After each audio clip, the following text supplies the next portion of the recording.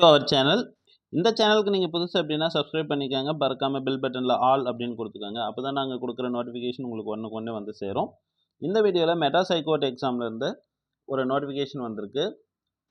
அது examiner, reader, senior bailiff, junior bailiff, process server, process writer, xerox operator இந்த போஸ்டிங்லாம் apply பண்ணவங்களுக்கு அந்த minimum qualification அப்படின்னு ஒரு மார்க் இருக்கும் இல்லையா. நீங்கள் எக்ஸாம் எழுதுனதுலேருந்து ஒரு பர்டிகுலர் மார்க் இருக்கும். ஃபார் எக்ஸாம்பிள், ஒரு சில போஸ்டிங்க்கு வந்து பார்த்தீங்க அப்படின்னா தமிழில் பார்ட் ஏல வந்து உங்களுக்கு 20 மார்க்ஸ் எடுத்துருக்கணும், பார்ட் பியில் 48 மார்க்ஸ் எடுத்துருக்கணும் அப்படின்ற ஒரு கால்குலேஷன் இருக்கு இல்லையா. ஸோ அந்த மினிமம் எலிஜிபிலிட்டி மார்க் இருக்கிறவங்க எல்லாருமே இந்த டாக்குமெண்ட்ஸ் எல்லாம் அப்லோட் பண்ணணும் அப்படின்னு சொல்லியிருக்காங்க. நீங்கள் வந்து லாகின் பண்ணுறதுக்கு உங்களோட இமெயிலு, பாஸ்வேர்டு யூஸ் பண்ணிக்கோங்க. அது வந்து ஆன்லைன் அப்ளிகேஷன் பண்ணிங்க இல்லையா, அப்போ யூஸ் பண்ண அந்த மெயில் ஐடி, அந்த பாஸ்வேர்டு யூஸ் பண்ணிக்கோங்க. மறந்துட்டீங்க அந்த பாஸ்வேர்டு அப்படின்னா நீங்கள் வந்து மறுபடியும் வந்து ஃபர்கெட் பாஸ்வேர்டு கொடுத்து யூஸ் பண்ணிக்கலாம்.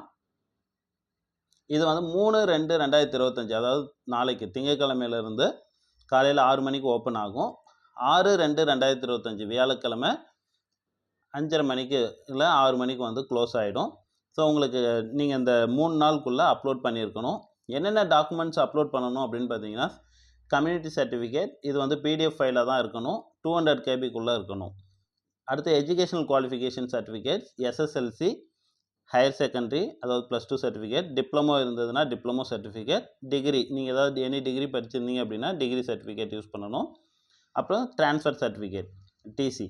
ஸோ இது எல்லாமே ஒவ்வொரு சர்டிஃபிகேட்டும் நீங்கள் தனித்தனியாக அப்லோட் பண்ணுற மாதிரி இருந்துச்சு அப்படின்னா நீங்கள் தனித்தனியாக ஸ்கேன் பண்ணி அப்லோட் பண்ணணும். இல்லை அப்படின்னா ஒரே பிடிஎஃப்பில் 1 MBக்குள்ளே இருக்கிற மாதிரி நீங்கள் வந்து ஸ்கேன் பண்ணி அப்லோட் பண்ணணும். இது எல்லாமே பிடிஎஃபாக தான் இருக்கணும்.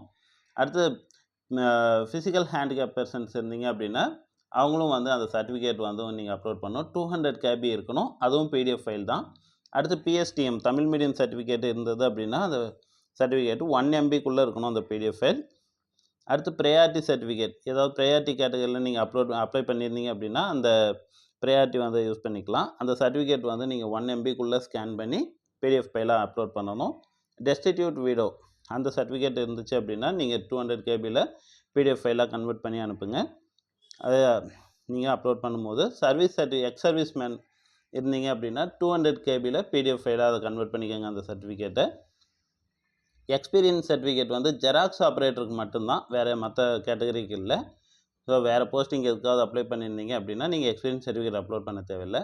ஜெராக்ஸ் ஆப்ரேட்டர் மட்டும் அந்த எக்ஸ்பீரியன்ஸ் சர்டிஃபிகேட் அப்லோட் பண்ணணும், 200 KBயில் இருக்கணும், பிடிஎஃப் ஃபைலாக தான் அப்லோட் பண்ணணும். வேறு ஏதாவது NCC, bonded labours, discharged or temporary government employee இந்த மாதிரி ஏதாவது இருந்தீங்க அப்படின்னா அதுக்குரிய சர்டிஃபிகேட் வந்து 1 MB பிடிஎஃப் ஃபைலாக ஸ்கேன் பண்ணி நீங்கள் அப்லோட் பண்ணணும். ஸோ இந்த டாக்குமெண்ட் எல்லாமே ப்ராப்பராக வந்து நீங்கள் அந்த கொடுத்த டைமுக்குள்ளே நீங்கள் அப்லோட் பண்ணியிருக்கணும். நீங்கள் இந்த லாகின் பண்ணாமல் வேறு ஏதாவது மெயில் மூலமாகவோ இல்லை போஸ்டல் மூலமாகவோ அனுப்புனீங்க அப்படின்னா அதை வந்து எடுத்துக்க மாட்டாங்க. ஸோ மெயிலில் வந்து சென்ட் பண்ணக்கூடாது. நீங்கள் ஸ்கேன் பண்ணுற டாக்குமெண்ட்டை மெயிலில் அட்டாச் பண்ணி அனுப்பக்கூடாது. ஸோ அதனால ஞாபகம் வச்சுக்கோங்க. நீங்கள் லாகின் பண்ணி தான் அதை அப்லோட் பண்ணணும். ஸோ அந்த மாதிரி தான் கொடுத்துருக்காங்க. The said document shall be in black and white only.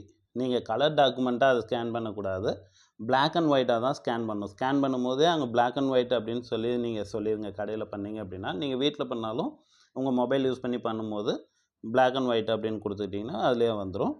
So black and ஒயிட்டாக வந்து ஸ்கேன் பண்ணி அப்லோட் பண்ணுங்கள். நல்லா தெளிவாக இருக்கிற மாதிரி பாருங்கள், கிளியராகவும் இருக்கணும். பிளர்ராக இருக்கிற மாதிரி இருந்தால் அவாய்ட் பண்ணிக்கோங்க.